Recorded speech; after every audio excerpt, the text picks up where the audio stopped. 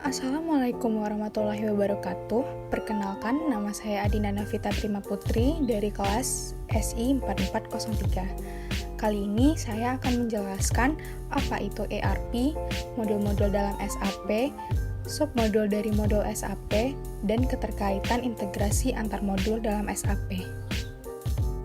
Yang pertama, apa itu ERP?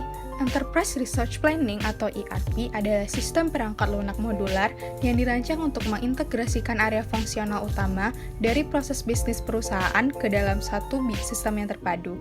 ERP dapat memfasilitasi bisnis dengan data yang real-time dan akurat. Selanjutnya, yang kedua ada modul-modul dalam SAP.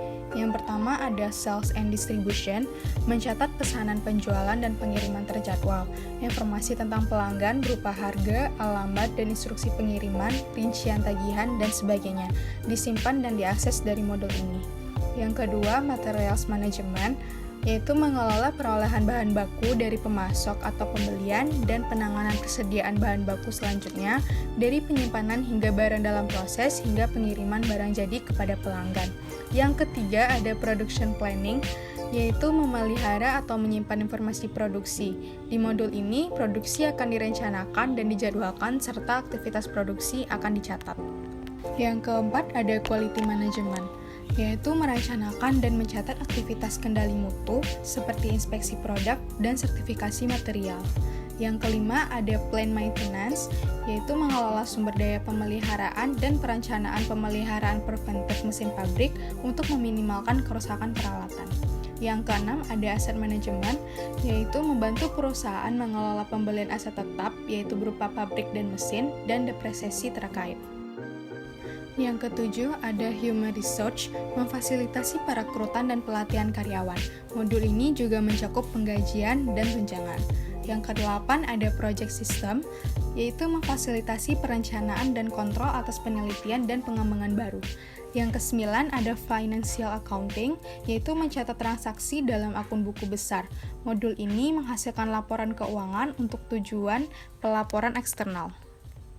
Yang ke-10 ada Controlling, yaitu melayani tujuan manajemen internal, menetapkan biaya produksi untuk produk dan pusat biaya sehingga profitabilitas aktivitas perusahaan dapat dianalisis. Modul Controlling mendukung pengambilan keputusan manajerial. Yang ke-11 ada Workflow. Sebenarnya, workflow bukan modul yang mengotomatiskan fungsi bisnis tertentu. Sebaliknya, ini adalah seperangkat alat yang dapat digunakan untuk mengotomatiskan setiap aktivitas di SAP. Selanjutnya, yang ketiga ada submodul dari modul SAP.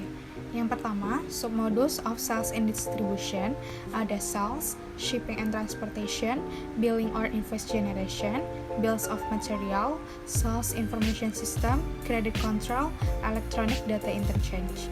Yang kedua, ada submodules of Material Management, ada Purchasing, Inventory Management, Material Planning, Invoice Verification, Material Requirement Planning, dan Warehouse Management Vendor Valuation.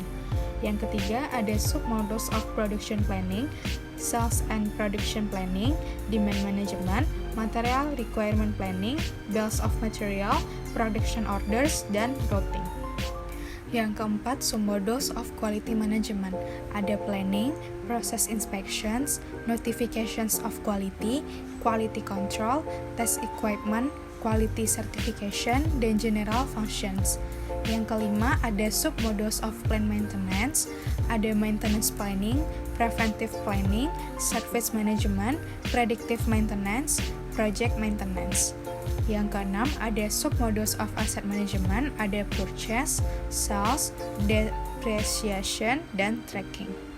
Yang ketujuh, submodules of Human Research, ada Organizational Management, Personal Administration, Recruitment, Payroll, Travel Management, Personal Management, Time Management, Compensation Management, Training and Event Management, Wage, Personal Development, dan Workforce Administration.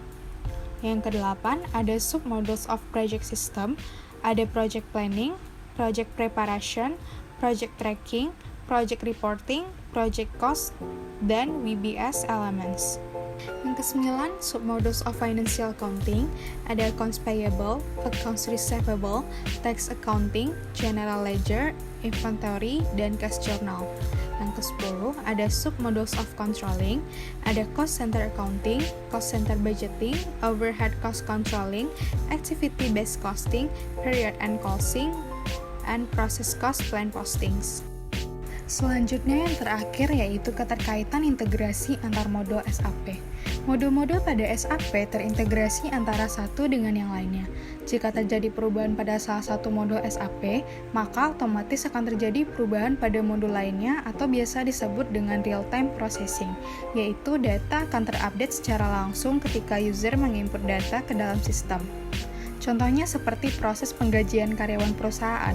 Divisi HRD akan bekerja sama dengan divisi finance pada waktu yang telah ditentukan kapan pemberian gaji kepada karyawan tersebut dilakukan.